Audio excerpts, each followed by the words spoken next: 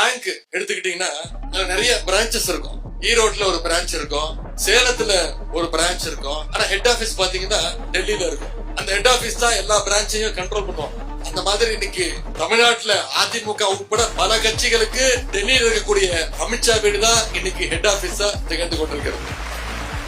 சில மாதங்களுக்கு முன்பு நீங்க தொலைக்காட்சியில பாத்திருப்பீங்க, செய்திகள்ல பாத்திருப்பீங்க. திரு எடப்பாடி பழனிசாமி அவர்கள் பல கார்கள் மாறி போய் அமித்ஷாவை போய் பார்த்துட்டு வந்தார். அவர் வழியில அதே மாதிரி இந்த பகுதியை சேர்ந்த மூத்த முன்னாள் அதிமுக அமைச்சர் அவர்கள் அடுத்துவாரு போற ஆன்மீக பயணம் போற அப்படின்னு சொல்லிட்டு அவரும் போய் அமித்ஷாவை போய் பார்த்துட்டு வந்தார். பார்த்துட்டு வந்த கையோட அவருடைய பர்மிஷன் வாங்கி அவருடைய ஆலோசனைப்படி இன்னைக்கு இன்னொரு கட்சியில போய் அவர் சேர்ந்துட்டாரு. அதிமுக இருக்கக்கூடிய மூத்த முன்னாள் அமைச்சர்கள் கூட இன்னைக்கு எந்த கட்சியில சேரணும்னு பிஜேபி பர்மிஷன் வாங்கிட்டு தான் போய் சேர்றாங்க. அந்த அளவுக்கு ஹெட் ஆபீஸ் அவங்களை கண்ட்ரோல் பண்ணி வச்சிருக்கு. இதெல்லாம் நாம நினைக்கிற மாதிரி கட்சி மாற்றம்